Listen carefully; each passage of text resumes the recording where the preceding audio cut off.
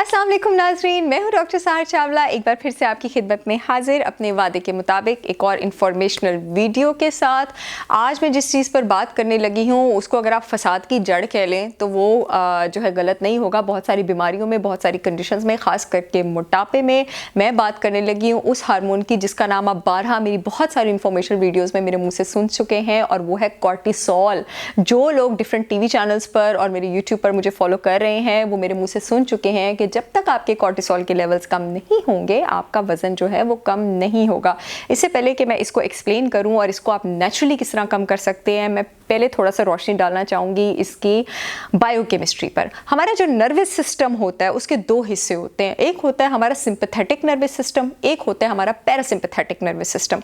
जो हमारा sympathetic nervous system होता है वो हमारा फाइट और फ्लाइट सिस्टम होता है, यानी वो हमारा डिफेंसिव सिस्टम होता है जो कि हमें इमरजेंसी सिचुएशंस के लिए तैयार करता है, हमें खतरों के लिए तैयार करता है, हमें गुस्से की सिचुएशन के लिए तैयार करता है और हमारी बॉडी का डिफेंस मैकेनिज्म ऑन करता है। इस सिस्टम को एक दिन में 4 से 10% के हिस्से तक एक्टिवेटेड रहना चाहिए, क्योंकि इससे ज़्यादा आपके दिन में क्राइसिस की, इमरजेंसी की, टेंशन की सिचुएशन नहीं आनी चाहिए।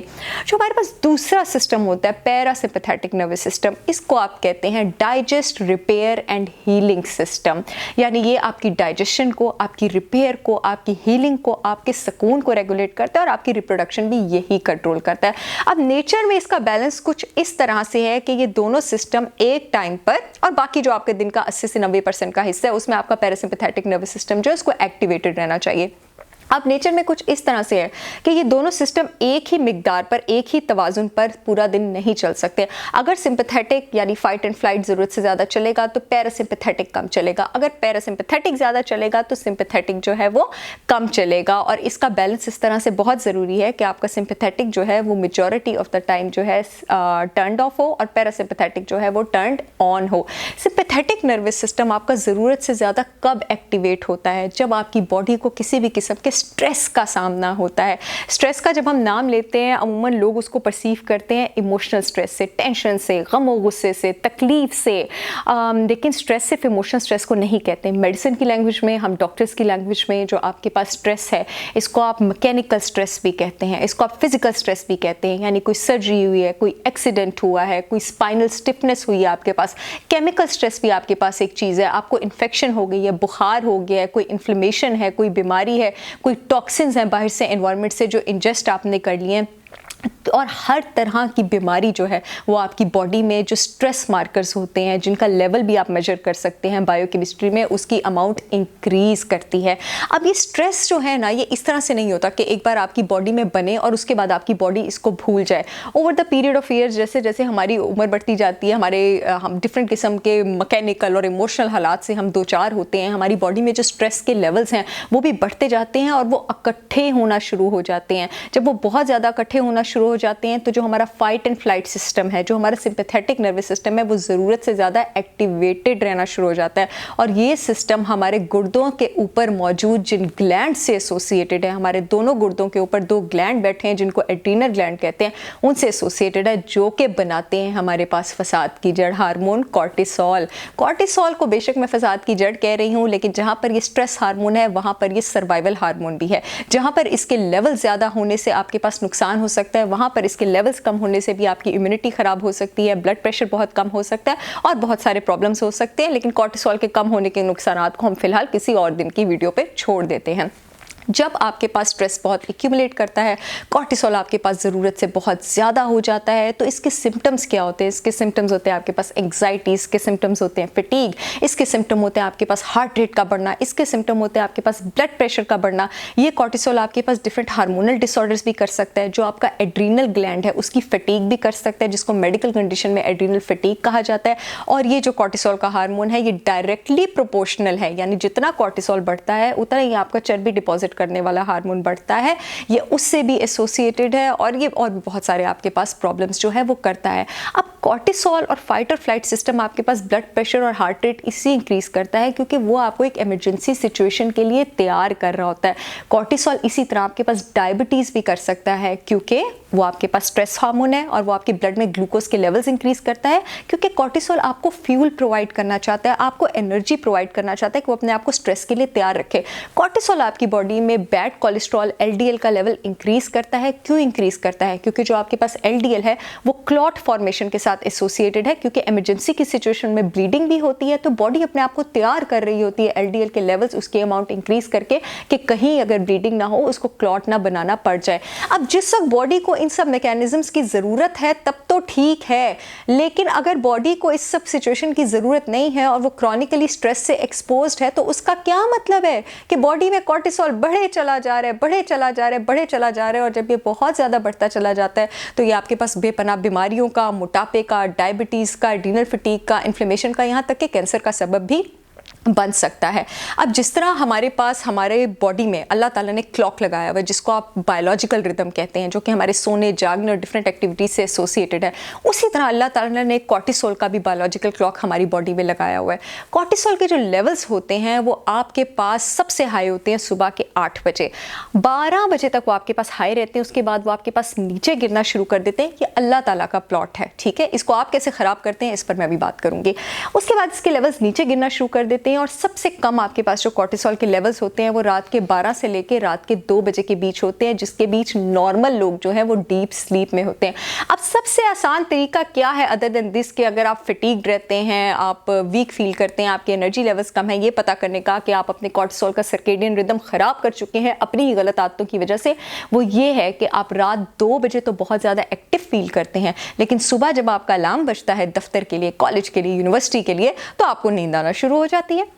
इसका मतलब है कि आप अपने कॉर्टिसोल लेवल्स जो हैं उसको डिसरेगुलेट कर चुके हैं, क्योंकि रात को आपके कॉर्टिसोल लेवल्स जो हैं वो आपके हाई होते हैं, तो उस टाइम आपको नींद नहीं आ रही होती, जबकि लो होने चाहिए ताकि आप सो सकें, तो उस टाइम आप जाग रहे होते हैं। और सुबह जब आपके हाई होने चाहिए ताकि आप अलर्ट हो सके, तो उस टाइम जो है आप अपना अलार्म बंद कर रहे होते हैं। इसका मतलब है आपका सर्केडियन रिदम ख़राब है, आपको अपनी रूटीन को, अपनी स्लीपिंग हैबिट्स को, अपने लाइफ पैटर्न को रेगुलेट करने की ज़रूरत है। इसी तरह आपको पता कैसे लगता है कि आपके कॉर्टिसोल लेवल्स ठीक हैं? अगर अल्हम्दुलिल्लाह मेरी तरह सुबह 5 बजे आप बगैर अलार्म के उठ जाते हैं और रात को आप 10-11 बजे सो जाते हैं, तो इसका मतलब है कि आपके जो कॉर्टिसोल के लेवल्स हैं वो रेगुलेटेड हैं, वो बिल्कुल ठीक हैं। और मैक्सिमम आपके पास जो बगैर अलार्म के उठने वाली नींद है, अगर वो 7 बजे से पहले होती है, तो आपको अपने कॉर्टिसोल के लेवल्स पर परेशान होने की बिल्कुल भी ज़रूरत नहीं है।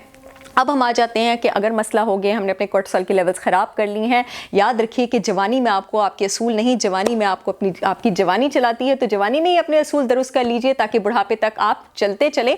तो यही टाइम है अपने कॉर्टिसोल की लेवल्स को ठीक करने का। नेचुरली आप उसको कैसे कम कर सकते हैं? Number 1, cut negative people out of your life. हमें नहीं पता होता कि हम मुरवत में गैर ज़रूरी आउट ऑफ कर्टेसी कितने सारे उन लोगों के साथ हैंग आउट कर रहे होते हैं जो कि हमारी एनर्जी, हमारी इमोशंस और हमारी पॉजिटिविटी कर रहे होते हैं। तो try hanging out with more positive people, try to find out job, खास करके क्योंकि हम अपने दिन का मैक्सिमम हिस्सा अपनी नौकरी पर स्पेंड करते हैं। वो जॉब ढूंढें जो कि आप अपने शौक से करते हैं, जो आपको थकाती नहीं है, जो आपको फ्यूल अप करती है और जहाँ का एनवायरनमेंट जो है वो आपको पसंद है। कोशिश करें कि अपनी लाइफ में जो है वो पैटर्न इंटरप्टर्स लाएं, कोई हॉबी पालें, कोई पेट्स रखें, कोई अपने लिए छोटी छोटी ब्रेक्स रखें ताकि आपकी रूटीन जो है वो ब्रेक हो और आपकी बॉडी में प्लेजर हार्मोन्स जो हैं वो रिलीज हों। और कॉर्टिसोल का एक एंटागोनिस्टिक हार्मोन भी होता है, उसके अगेंस्ट एक हार्मोन भी काम करता है जिसको आप कहते हैं ग्रोथ हार्मोन। ग्रोथ हार्मोन और कॉर्टिसोल का बॉडी में एक खास रेशो मेंटेन होना ज़रूरी है। जितना ग्रोथ हार्मोन ज़्यादा होता है उतना ही कॉर्टिसोल कम होता है। तो कोशिश करें कि अपने ग्रोथ हार्मोन के लेवल्स बढ़ाएं। अभी ग्रोथ हार्मोन आपके पास किस वक्त सिक्रीट होता है? अगेन उस वक्त सिक्रीट होता है जब आप डीप स्लीप में होते हैं। अगर आपको स्लीप इश्यूज़ हैं, चाहे वो आपको मोटापे की वजह से हैं, जिन लोगों में ओबेसिटी होती है उनको रात को सोते सांस की प्रॉब्लम होती है, इसको आप ऑब्स्ट्रक्टिव स्लीप एपनिया कहते हैं, वो अपनी ओबेसिटी को एड्रेस करें। जिनको रात को सोते फ्रीक्वेंट यूरिनेशन होती है, बार बार पेशाब आता है, वो अपने ब्लैडर इश्यूज़ को एडजस्ट करें ताकि उनकी नींद ठीक हो। जिन लोगों को आपके पास रात को सोते डाइजेशन प्रॉब्लम होती है, ब्लोटिंग होती है, वो अपने डाइजेस्टिव इश्यूज़ को एड्रेस करें ताकि वो आराम से सो सके और उनका ग्रोथ हार्मोन बढ़ सके। ग्रोथ हार्मोन बढ़ाने का एक और तरीका आपके पास ये भी है कि आप एक्सरसाइज करें, खास करके एरोबिक एक्सरसाइज। मैं अक्सर अपने क्लाइंट्स को भी कहती हूँ, अपने नाज़रीन को भी कहती हूँ कि सुबह के टाइम जब आप बाहर वॉक करते हैं, जिस वक्त पौधे जो है वो ऑक्सीजन छोड़ रहे होते हैं, तो आपकी बॉडी में इंसुलिन और कॉर्टिसोल कम होता है और ग्रोथ हार्मोन ज़्यादा होता है। खास करके हाई इंटरवल ट्रेनिंग को हफ्ते में 3 से 4 बार अपनी एक्सरसाइज में ज़रूर इंक्लूड करें। जब आप हाई इंटरवल ट्रेनिंग करते हैं स्मार्टली 10 से 15 सेकंड के लिए, आपके कॉर्टिसोल लेवल तो थोड़े से बढ़ते ही हैं, लेकिन ग्रोथ हार्मोन लेवल 300 से 400 गुना बढ़ जाता है। तो ये घाटे का सौदा नहीं, ये फ़ायदे का सौदा है। एक और तरीका जिससे आप अपने ग्रोथ हार्मोन के लेवल ज़्यादा कर सकते हैं वो है आपके पास इंटरमिटेंट फास्टिंग। जी हाँ, जैसे कि इंटरमिटेंट फास्टिंग के बेतहाशा बेनिफिट्स हैं और मैं उसके बहुत हक में हमेशा बोलती हूँ, यहाँ पर भी बोलूँगी, ग्रोथ हार्मोन के लेवल्स आपके उससे भी बढ़ते हैं। एक और चीज़ जो मैं आपको बताना चाहूँगी, अपने पैरासिम्पैथेटिक सिस्टम, अपने healing system, repair system, digestion system को आप कैसे एक्टिवेट कर सकते हैं। अपनी खुराक में पोटेशियम और मैग्नीशियम रख के। हमारी जो डेली पोटेशियम की रिक्वायरमेंट होती है वो 4700 मिलीग्राम होती है, यानी 6 से 7 कप मिला के सर्विंग्स अगर आप फ्रूट्स और वेजिटेबल्स की लेते हैं तो आप अपनी पोटेशियम रिक्वायरमेंट को पूरा कर सकते हैं। मैग्नीशियम जो है वो पोटेशियम की तरह आपके पास नेचुरल ट्रंकलाइजर है, आपके पास रिलैक्सिंग मिनरल है, आपके पास नट्स में होता है, बीन्स में होता है, या आपके पास ग्रीन लीफी वेजिटेबल्स में होता है, डेयरी में होता है। तो आप मैग्नीशियम को कंज्यूम करें। विटामिन डी कम से कम रोज 25 से 30 मिनट सनलाइट लें, और अगर नहीं ले रहे हैं और आपको कॉर्टिसोल एलिवेशन के सिम्टम्स हैं तो 10,000 international unit vitamin D daily अपने नाश्ते में आपके पास लेना शुरू करें। विटामिन B1 और विटामिन B2, जैसे जैसे आपकी बॉडी में B1 के लेवल्स बढ़ते हैं, कॉर्टिसोल के लेवल्स कम होते हैं, इसके सप्लीमेंट भी आप ले सकते हैं। कैल्शियम अगेन एक रिलैक्सिंग मिनरल है, आपके मसल्स को, आपके हार्ट को, आपके ब्रेन को सूद करता है। सोने से पहले आप कैल्शियम सप्लीमेंट ले सकते हैं अगर आपको कैल्शियम की कमी है, वरना कैल्शियम रिच फूड्स भी आप ले सकते हैं अगर आप डेयरी टॉलरेट करते हैं। और अगर डेयरी टॉलरेट नहीं करते तो कैल्शियम आप सेसमी सीड से ले सकते हैं, बीन से ले सकते हैं, नट से ले सकते हैं, लीफी ग्रीन से ले सकते हैं। कैल्शियम सप्लीमेंट्स लेते वक्त ये ख्याल कीजिएगा कि वो कैल्शियम कार्बोनेट सप्लीमेंट्स ना हो, या कैल्शियम एस्कॉर्बेट सप्लीमेंट्स हो, या आपके पास वो कैल्शियम सिट्रेट सप्लीमेंट्स हो।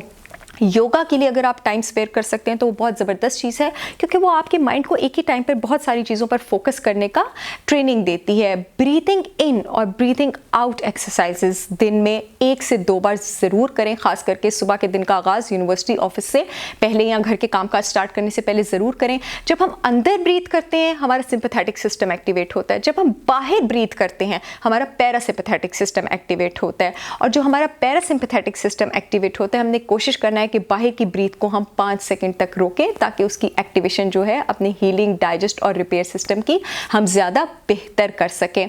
इसके अलावा अपने फिजियोथेरेपिस्ट से ज़रूर मशवरा करें। आपके बेली बटन के पास आपके एड्रीनल पॉइंट्स होते हैं, 1 इंच साइड पर और 1 इंच ऊपर। जब आप अपनी फिंगर मूव करते हैं और उसको रब करते हैं, उसको थोड़ी देर छोड़कर वहाँ पर रिलैक्स करते हैं, अगर आपको थोड़ी देर में इम्पल्स फील होती है, इसका मतलब है कि आपने अपने एड्रीनल पॉइंट्स को हिट कर दिया है। लेकिन अपने फिजियोथेरेपिस्ट से मशवरा लेने के बाद आपने अपने एड्रीनल पॉइंट्स की एक्सरसाइज करनी है, ताकि आप अपने कॉर्टिसोल के लेवल्स को रेगुलेट कर सकें। इसके अलावा ओमेगा 3 सप्लीमेंट्स जो हैं, ओमेगा 3 फैटी एसिड्स जो हैं, ओमेगा 3 आपके पास फ्लैक्स सीड्स में प्रेजेंट होता है, पंपकिन सीड्स में प्रेजेंट होता है, चिया सीड्स में प्रेजेंट होता है, आपके पास फैटी फिश में प्रेजेंट होता है, आपके पास नट्स में, एवोकाडो में प्रेजेंट होता है। वरना आप उसके सप्लीमेंट्स जो हैं मौजूद मार्केट से वो भी ले सकते हैं।